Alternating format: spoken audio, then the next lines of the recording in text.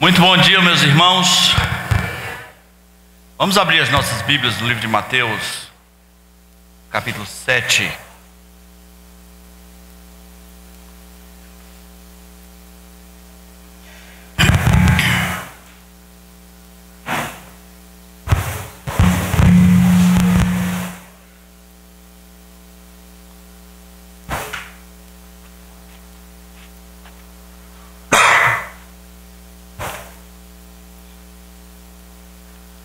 Mateus capítulo 7,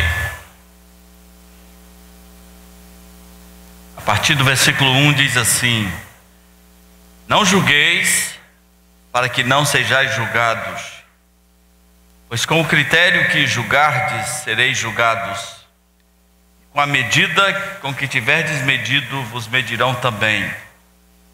Por que vês tu o argueiro no olho do teu irmão, e porém não reparas na trave que está no teu próprio? Ou como dirás ao teu irmão: deixa-me tirar o argueiro do teu olho, quando tens a trave no teu? Hipócrita, tira primeiro a trave do teu olho, e então verás claramente para tirar o argueiro do olho do teu irmão. Vamos orar. Nosso Deus, te agradecemos pelo Sermão do Monte e pelas grandes lições as quais nós fomos colocados diante aqui nesses dias, Senhor. E nós te pedimos que mais uma vez o Senhor nos dê tranquilidade, nos dê olhos abertos, nos desarme das nossas defesas religiosas, tradicionais, carnais, tendenciosas, da moda, que o Senhor nos desarme de todas as coisas que impedem com que a Tua palavra entre no nosso ser e tenha boa acolhida e tenha boa morada.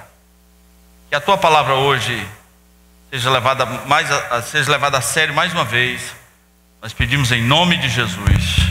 Amém.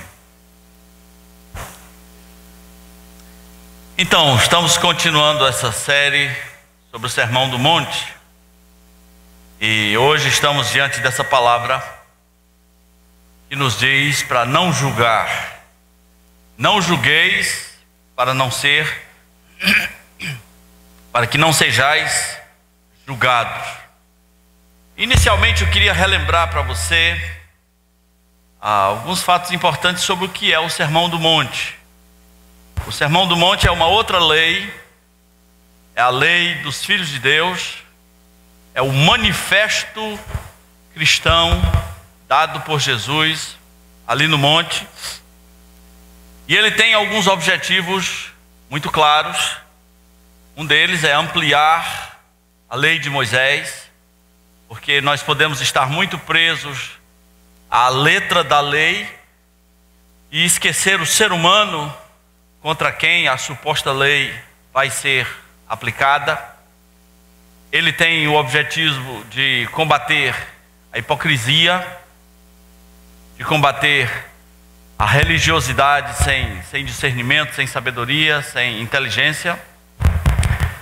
Ele tem o objetivo de fazer diferença, porque Jesus disse: vocês não serão como eles. Vocês são diferentes, vocês são completamente diferentes. Mas ele também tem o objetivo de nos colocar como que diante de um espelho, para que a pergunta seja feita a nós: eu sou realmente um cristão? Eu sou uma pessoa nascida de novo?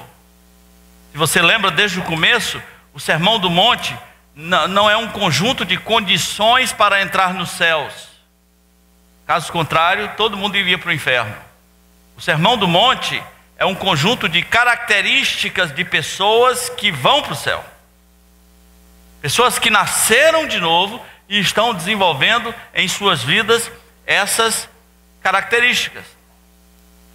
Então assim como a lei de Moisés, mais cedo ou mais tarde vai dizer: você é culpado, você está errado, você é culpado, você está errado. Num certo sentido, o Sermão do Monte faz a mesma coisa. Você está errado, você está num outro padrão. Você está num padrão inferior àquele que os filhos do reino deveriam viver. Você é cristão ou não é? Você é desses filhos do reino ou você não é? Você nasceu de novo ou não você nasceu, ou você não nasceu? Então por que você vive sob outras leis? Por que é que você vive debaixo de outros princípios? Também gostaria de dizer rapidamente o que não é, o que não significa esse não julgueis. Às vezes, quando a pessoa é carnal, ela pode se defender atrás de versículos bíblicos que lhe convém. Por exemplo, alguém está em pecado e foi exortado por um irmão. Aí esse irmão, como resposta, diz: olha, não julgueis, está me julgando. Não julgueis. Ou então ele pode, ainda no mesmo texto, ao ser exortado por um irmão que ele está em erro, que ele precisa se consertar, ele diz: olha, irmão, a Bíblia diz: tira primeiro a trave do teu olho. Porque fica vendo cisco no olho dos outros, e a trave, meu irmão. E muita gente aí, né? Eu sei de muita gente aí que tem uma trave. Um sistema de defesa desesperado é procurar acusar os outros, é procurar ampliar o erro dos outros para esconder o seu erro. Mas, meu irmão, o teu erro é o teu erro e tem que ser visto apenas como tal. Não julgueis não tem nada a ver com isso. Não julgueis não se aplica, por exemplo, aos falsos profetas. Não julgueis, por exemplo, não se aplica às profecias dadas na igreja, porque Paulo disse: dois falem e os outros julguem. Jeitinho está acontecendo aí, né? Dois falam e os outros analisam. Mesmo jeitinho. Não, o que está acontecendo é, um fala e todos dizem aleluia, né? Todos dizem eu recebo. Paulo disse: julgai o que digo, né? Como é que vamos julgar os de fora se não pudermos julgar os de dentro? Então o não julgueis não tem nada a ver com pessoas incapazes de ter uma opinião, incapazes de exortar, incapazes de ver um erro. Não tem nada a ver com isso. Essencialmente, e com muitas implicações, essencialmente, não julgueis tem a ver com uma atitude hipócrita e geralmente não misericordiosa de pessoas que veem um erro na vida dos outros e são incapazes de verem seus próprios erros, incapazes de até admitirem que têm erros, mas conseguem ver minúsculos erros na vida dos outros e criam um desejo de punição. Esse é o contexto de não julgueis. Eu não me torno juiz das pessoas. Muitas vezes o juiz vai ter que dizer: condeno o réu. Jesus está chamando você para não ser juiz nesse aspecto. Jesus está chamando você para não ser a pessoa que vai dizer: eu condeno o meu irmão. Jesus está chamando você para não ser a pessoa que, ao saber do erro de alguém, vai espalhar para a cidade inteira, vai divulgar nas redes sociais, vai divulgar no seu ambiente de trabalho, vai divulgar na igreja, vai falar no salão de beleza, no salão de não beleza, no spa, na prisão, em qualquer lugar. Jesus está chamando você para não ser esse tipo de pessoa. E você sabe o quanto é tentador quando você sabe do erro de alguém. Como é que você administra o poder da informação? Como é que você administra a situação quando você é sabedor? Puxa, estou sabendo. Eu sei como alguns administram. Eu sei que alguns vão ficar com coceira na coluna até encontrar o próximo irmão e dizer: rapaz, estou sabendo de uma quente aí. Não é? Dependendo da intimidade, eu tenho um babado fortíssimo. É forte o negócio. Estou sabendo aí de uma parada pesada. Eu vou contar, mas não diga para ninguém, né? É segredo. Há quem diga de que é segredo de dois, um tem que morrer, né? Para ficar mais seguro mesmo, segredo de dois, um teria que morrer. Meus irmãos, dentro dessa questão do mandamento de Jesus, de você não julgar pessoas. Quando você julga alguém, você não pode ignorar o fato de que há alguns sentimentos envolvidos nesse ato de julgar alguém, de ser juiz do seu irmão, de, em outras palavras, dizer, eu o condeno, ele não presta, ele devia ser punido, alguma coisa ruim deveria acontecer com ele, a igreja deveria acontecer com ele. Onde está o pastor que não vê isso? Né? As pessoas clamam, onde está o pastor? Meu Deus, essa igreja não tem pastor. Né? Há alguns sentimentos envolvidos. O primeiro deles é um sentimento extremamente negativo, e eu poderia ter uma palavra em português bem difícil, do tipo, o sentimento da implacabilidade. Mas eu vou preferir o sentimento da não misericórdia. Você se torna tão ruim, tão mal, que você não tem misericórdia de ninguém que erre. Talvez se fosse seu filho, tem um pouquinho, né, de misericórdia, mas você não aprendeu ainda na sua vida a ter compaixão dos que erram, misericórdia dos que erram. Não faz parte da sua formação, você não chegou lá, e por não chegar lá, você tem esse sentimento horroroso de que alguma coisa precisava acontecer. Nem de longe passa pela sua mente a ideia de olhar com compaixão, olhar com misericórdia. Tem um hino antigo que tinha uma frase que dizia assim: olhar com simpatia os erros de um irmão. E eu imagino que isso seja um grande equívoco. A gente não tem que olhar com simpatia os erros, nós temos que olhar com simpatia o irmão que errou, né? Erro é sempre erro, mas o ser humano precisa de compaixão, simpatia, de misericórdia. Então, como não faz parte do teu caráter ter simpatia pela pessoa, ter misericórdia pela pessoa que errou, então gera-se um outro sentimento, que é o desejo por castigo. Já que você não tem misericórdia, instala-se imediatamente uma exigência na sua mente de que esta pessoa precisa ser castigada. Parece Davi, quando o profeta Natã contou aquela historinha das ovelhas para ele, né? E quando Natã disse o que se deveria fazer com uma pessoa assim, ele disse: tal homem tem que morrer. Muitas vezes eu sou o Davi desse momento. Muitas vezes você é o Davi. A pessoa tem que morrer, fez isso aí, é safado, tem que morrer, tem que morrer, tem que ser punido. Você tem esse sentimento quando pessoas erram, você de alguma maneira gostaria que eles fossem punidos? É um sentimento quase infantil que nos leva a pensar assim: se eu fosse Deus, não é? Se eu fosse Deus, se eu fosse Deus. Não faz isso não, tá? A comparação é absurda em si mesmo. Se eu fosse Deus, soltava um raio e ele morria, né? Se eu fosse Deus, eu quebrava as pernas dele. Se eu fosse Deus, eu cortava a língua daquela mulher para ela nunca mais, né, falar aquelas coisas. Eu cortava a língua daquele homem arrogante para ele nunca mais falar aquelas coisas. Eu dava um infarto do miocárdio instantâneo, 3 infartos. Eu daria uma hemorroida tripla nele, só para ele aprender a não pecar. E é por isso que você não é Deus.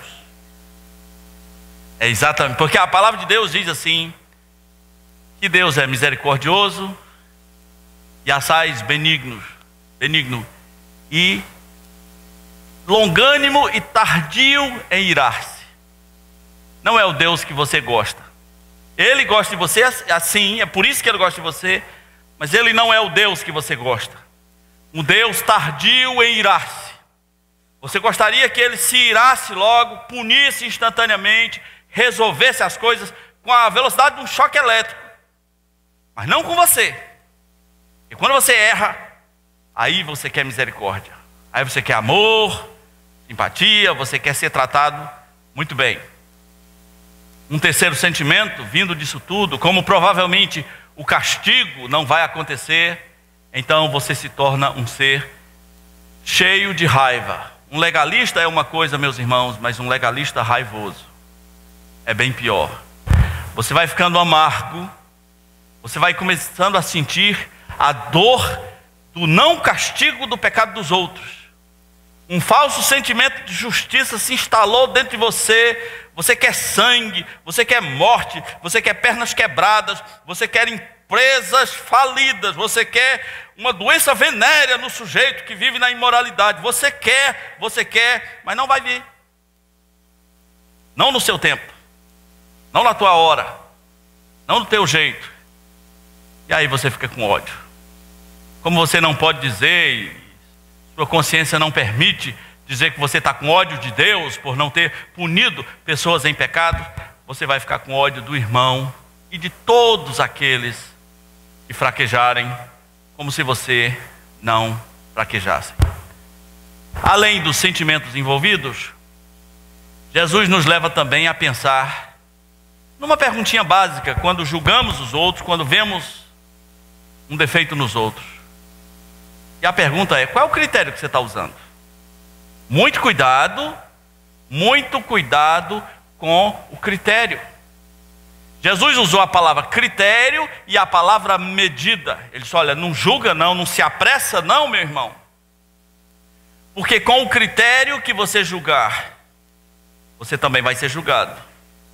E com a medida que você medir, você também será medido.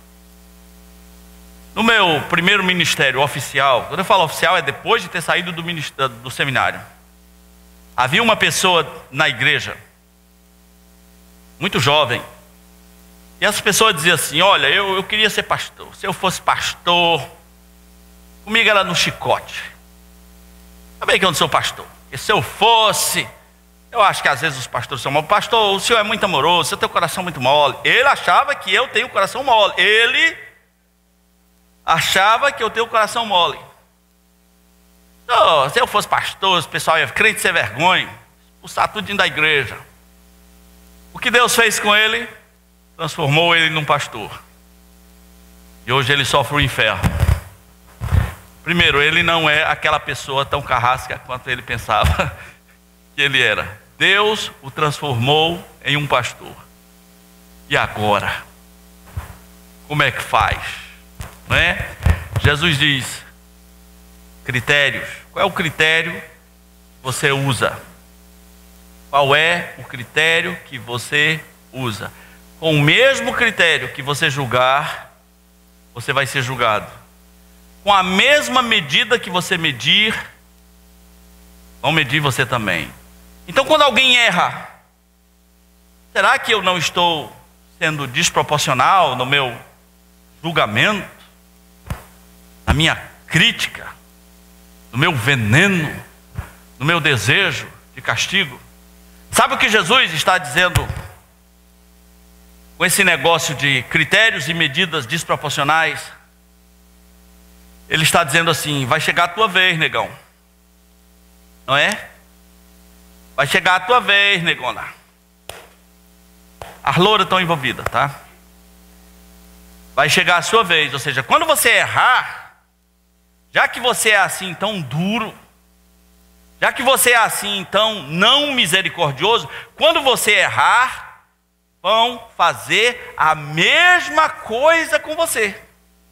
A mesma maneira que você julga pessoas, com as mesmas palavras pesadas, com os mesmos critérios, vão vir para cima de você com gosto de sangue. Talvez até com citações suas.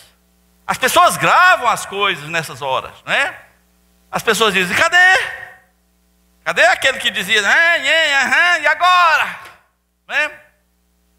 Cadê tu? Cadê você? Então vai chegar a sua vez. É claro que você vai errar. Mas quando chegar a sua vez, o que você vai precisar? De juízo ou de misericórdia? Você vai precisar de misericórdia. Você vai precisar de pessoas amorosas. Mas que pessoas amorosas? Não vai ter, porque é com a mesma medida que você julgava, vão julgar você. Com o mesmo chicote que você batia, vão bater em você.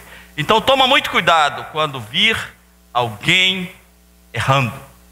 Muito cuidado, meu irmão. Jesus está dizendo, vai chegar a tua vez. É com a mesma medida que medirdes, vos medirão também. A situação proposta por Jesus aqui, a ilustração, ela mostra um certo ridículo do caso. Pois bem, Jesus está dizendo, como é que é possível, gente, ver um argueiro? Um argueiro é um grãozinho, né, uma partículazinha, no caso de madeiras, uma coisinha tão pequena que poderia entrar no seu olho. E está dentro do olho do irmão, e você viu. Poxa! Que visão, hein? Que investigador é você. O argueiro se instala dentro dos olhos. Aí tem um argueiro aí, rapaz. Não tem vergonha, não? Está com o olho vermelho, aí tem um argueiro aí. Argueirudo, né? Jesus disse, olha, como é que você tem a capacidade de ver um argueiro? É muita capacidade do mal, não é? Jesus está dizendo, é muito esforço do mal para ver um argueiro dentro do olho do irmão. É muita vontade de caçar pecados. E Jesus pergunta, como é que você vê isso? Sendo que há uma trave no teu olho. A trave deveria ser o obstáculo que impede você de ver o argueiro no olho do seu irmão. A lógica seria, sou incapaz de ver. Sou incapaz de ver, tem uma perna manca aqui nos meus olhos, né? Tem uma peça de castanheira aqui nos meus olhos, eu sou incapaz. O que é esse argueiro? O que é essa trave, meu irmão? A trave são os teus pecados. Você devia ser como salmista, o meu pecado está diante de mim. Você devia ser como salmista que olha para seus próprios pecados. E isso te torna humilde o bastante para dizer, eu não quero ver o argueiro. Eu tenho que ser muito cara de pau, muito carnal, para dizer, não, eu vi o argueiro. Eu sei o tamanho, está lá, está no olho dele, ele tem um argueiro no olho. A situação em si mesma é ridícula. Você já tentou imaginar uma pessoa andando pela rua com uma tábua no olho? E essa mesma pessoa saísse pela rua apontando erros dos outros? Assim é você, assim sou eu, quando nós somos incapazes de olhar para os nossos próprios erros. Meu irmão, o julgador nem sempre vê claramente. Jesus Cristo diz que você tem que tirar a trave do seu olho para você poder ver claramente. Se quiser ver claramente, vai ter que tirar a trave do seu olho. Uma pessoa que tem uma trave no olho e consegue ver o argueiro no olho do outro, ele se tornou um caçador de pecados. Responda para o seu coraçãozinho, você é um caçador de pecados? A vida dos outros realmente lhe incomoda a ponto de ficar caçando pecados, caçando pecados, caçando. Os crentes no Brasil, eu acho que no mundo, foram muito acostumados a comparar pecado com sexo. E é o pecado preferido dos caçadores de pecado. Isso traz doenças horríveis na alma. Quando você fica querendo saber quem transou, quem eu acho que está transando, né? E você parece que quer dormir na cama dos outros. Uma vez alguém olhou no meu olho e falou, pastor, desse jovem aí, o senhor acha quem é que transa assim, desses casais aí? As pessoas têm esse desejo, têm essa tara, o tarado psicológico. E sabe o que eu disse? O que eu estou dizendo aqui para você Meu irmão, eu não ando em cama de ninguém. Cansei disso nos primeiros anos de ministério. É uma tarefa muito árdua viver na cama dos outros. O mundo tem muita gente. E ver se eu vou andar na cama dos outros. Que tara esse negócio de saber que... Isso preocupa você? Isso realmente mexe com você?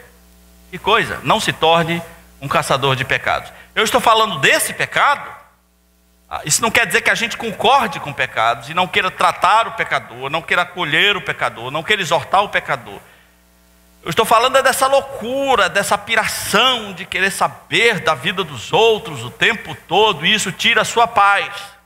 O sujeito vive numa igreja de 50 membros e ele vive atormentado por essas questões. Ele não tem condição de viver numa igreja de 500. Ele não teria condição de viver na igreja de Jerusalém. Convertem 3.000, depois passa para 5.000, depois multiplica-se o número dos discípulos, aí a gente já perde a conta, vai para uns 25.000, por aí, né? Não teria condição de viver, porque ele não tem uma vida, ele vive a vida dos outros. Meu irmão, você precisa de uma vida, e especificamente, você precisa de uma vida com Deus. Você vai deixar de ser caçador de pecado. Você vai deixar de ser caçador da cama dos outros no dia que você tiver uma vida com Deus. Vida séria, vida de andar com Deus, vida de levar a palavra do Senhor a sério, vida de querer amar o ser humano. E aí você vai se preocupar mesmo com a trave. O que eu faço para arrancar as minhas traves? As pernas mancas nos meus olhos. O que eu faço para que isso seja tirado, para que eu veja claramente? Tem 2 mandamentos de Jesus apenas nessa passagem. 2 mandamentos. O primeiro é não julgar. Simples assim. Não julga não. Não se coloca na posição de juiz.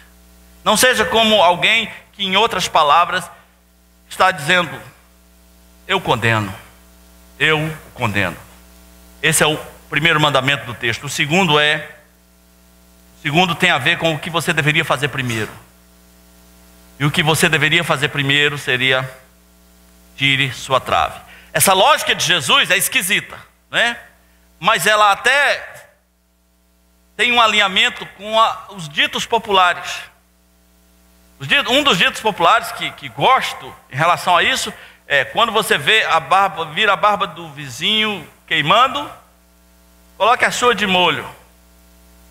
Nessa ótica aqui do Sermão do Monte seria: você vê o seu irmão pecar, olhe para os seus pecados. Não é? O mandamento de Jesus é: tira primeiro. Ele não está dizendo que você não se importe com o pecado do outro. Ele não está dizendo que você não se importe com a vida do outro. Ele está dizendo o que fazer primeiro para ter o que fazer depois. O que fazer primeiro para ter o que fazer depois. Então ele disse: tira primeiro a trave do teu olho, então verás claramente o argueiro que está no olho do teu irmão. Se eu falei para você que o cara que consegue ver o argueiro dentro do olho do outro, isso exige uma perspicácia do mal incrível. Agora nós vamos para a lógica contrária, porque Jesus disse que uma vez tirada a trave dos nossos olhos, nós vamos ter uma perspicácia do bem, não só para ver o argueiro, mas para ver claramente motivos, circunstâncias, razões, a pessoa, sua família, seu momento, causas, seu contexto. Agora eu consigo ver claramente e eu consigo amá-lo. Então, o que fazer primeiro é fundamental. Meu irmão, quando nós vemos alguém errado, não é isso que nós queremos fazer primeiro.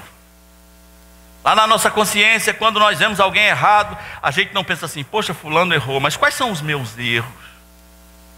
Poxa, fulano está fazendo esse e esse pecado, e o meu pecado? Qual é a área em que eu tenho sido realmente desobediente? Então há apenas 2 mandamentos na passagem: não julgue, e primeiro, tire a trave que está do seu olho.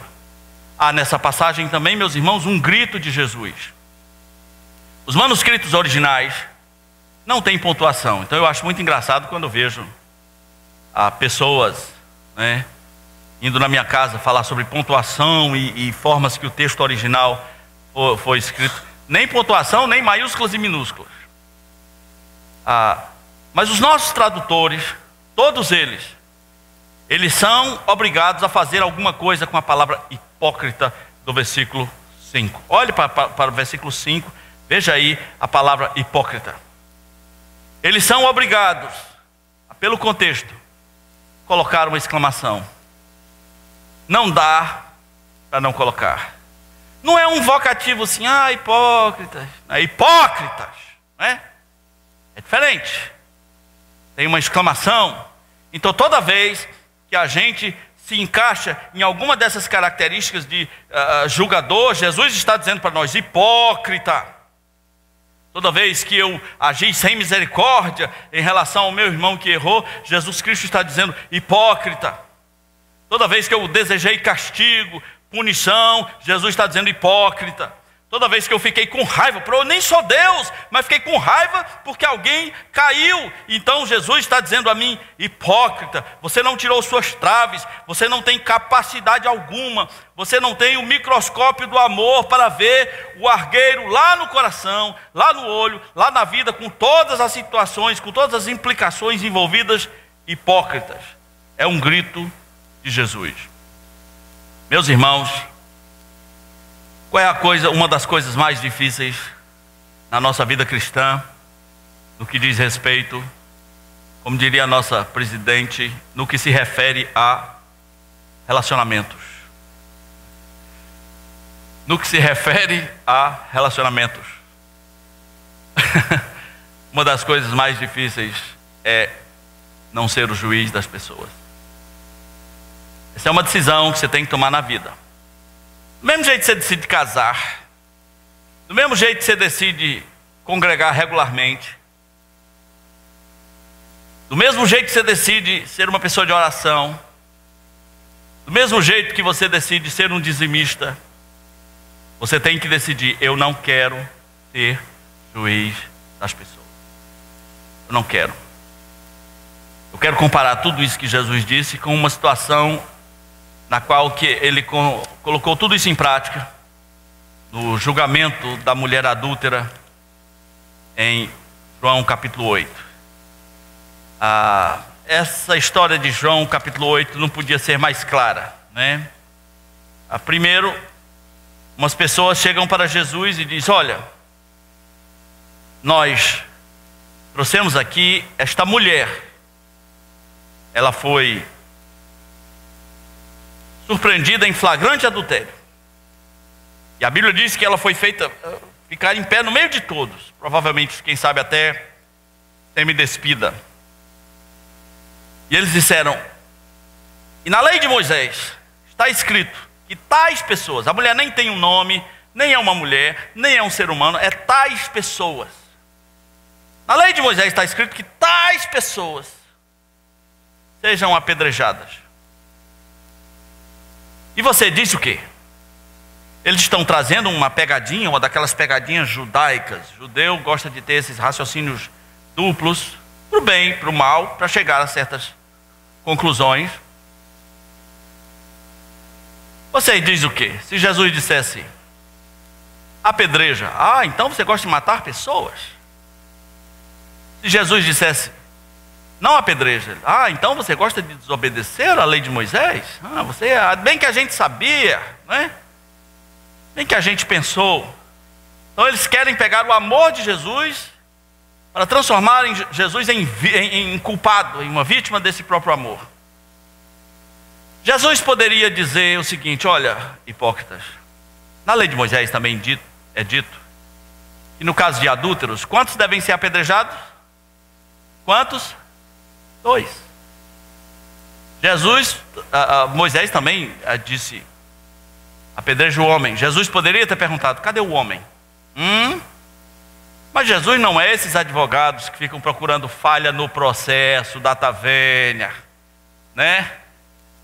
Achei uma falha no processo, vou atrasar esse processo aqui por 10 anos até ele prescrever. Não, Jesus não sai com uma ideia brilhante. Peguei vocês. Cadê o homem, meritíssimos? Ele nem precisa disso. Ele nem precisa. Quantos fazem direito aí? Pelas risadas, achei que tem muita gente fazendo direito, né? Ele apenas baixa a cabeça, escreve alguma coisa. Diz é simples, aquele que não tiver trave, não é? Em outras palavras, aquele que não tiver pecado, pode ir aí e atirar a primeira pedra. E todos foram se retirando, do mais velho ao mais moço. Jesus olha para a mulher e diz assim: aonde estão os teus acusadores? Cadê os teus acusadores, os atiradores de pedra, as pessoas que deveriam apedrejar você? Aonde eles estão? E ela diz: ninguém me condenou. Ninguém me condenou. E Jesus Cristo disse, ele até perguntou: ninguém te condenou? Ela disse: ninguém. Ninguém, Senhor. E Jesus respondeu: nem tampouco eu te condeno. Vai e não peques mais. Eu não condeno você. Meu irmão, não seria poderoso demais para as nossas vidas se nós nos tornássemos como Jesus e disséssemos: eu não condeno você. Eu não condeno você. Quantos pastores congregacionais no sentido de igrejas congregacionalistas, quantos pastores fundamentalistas, quantos pastores reformados, quantos pastores pentecostais e neopentecostais precisariam aprender só essa frasezinha no ministério: eu não condeno você. Pelo contrário, em muitos ambientes a sede é de condenar. Você pecou e eu vou acabar com você. Dependendo do ambiente, eles conseguem. Há um livro escrito num outro país chamado Abuso Espiritual. É um relato de casos de pessoas que foram espiritualmente abusadas em igrejas, humilhadas, oprimidas, porque cometeram um determinado erro. Jesus Cristo disse: eu não condeno você.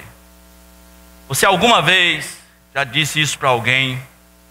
Está na hora da gente viver isso aqui.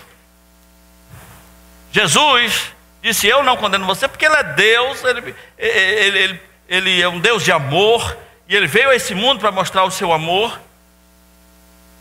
Mas quando nós dissermos: eu não condeno você, uma das coisas que deve estar envolvida é: eu sou sujeito às mesmas paixões e fraquezas. Sou carne e osso.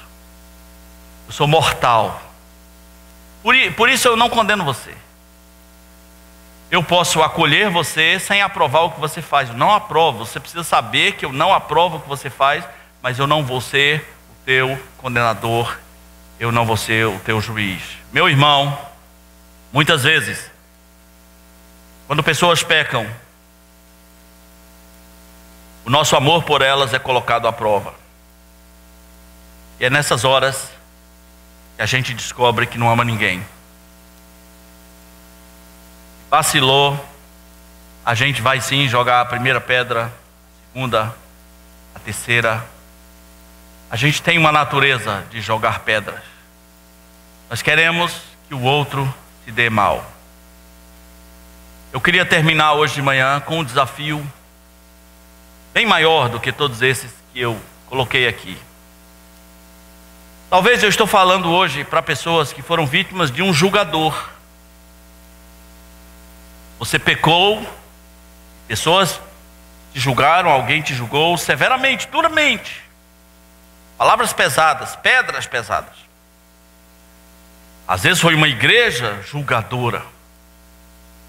E a maneira como foi feito, feriu, machucou, deixaram marcas no seu ser, muito difíceis de ser curadas. Que desafio é esse que eu estou trazendo que é tão grande? Eu estou trazendo o desafio de você fazer a mesma coisa com ela que você esperou que fosse feito com você. Eu estou trazendo o desafio de você não julgar o julgador, não odiar o julgador, que também é vítima dos seus pecados, do seu contexto, do maligno, da sua formação religiosa, da qual ele não se libertou. E às vezes você pode falar do julgador, mas você foi picado pela serpente e se tornou uma jararaquinha também. Você julga o julgador, você o odeia, você quer o seu mal. É um ponto elevado não julgar pessoas? Sim. Mas quando nós somos a vítima de alguém que nos julgou, não julgar este que nos julga é um ponto muito mais elevado. Talvez, nesse momento da vida, você está vivendo isso. Pessoas apontando o dedo para você. Que tal não julgá-las? Porque você também já foi julgador. Você também vai julgar outras pessoas nesse mundo. E até nisso, você vai precisar de misericórdia. Não de patadas, de misericórdia. Vamos orar. Nosso Deus, vem nos curar, meu Pai.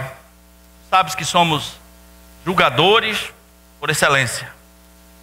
Tua palavra nos diz: quem há que possa discernir as próprias faltas? Nós não conseguimos fazer isso sem que vejamos as dos outros. E quero te pedir, meu Senhor, que o Senhor nos dê a graça de olhar para as nossas traves, as tábuas nos nossos olhos, tudo aquilo que está dentro de nós, antes de nós querermos olhar para o pecado de alguém. Reconhecemos hoje quão difícil é transpor essa barreira, esse oceano. Quão difícil é esse desafio, reconhecemos. E por isso admitimos que é só pela Tua graça em nós que conseguiremos viver esse estilo de vida. Tem misericórdia de nós e nos cura pela Tua graça. Nós pedimos em nome de Jesus. Amém.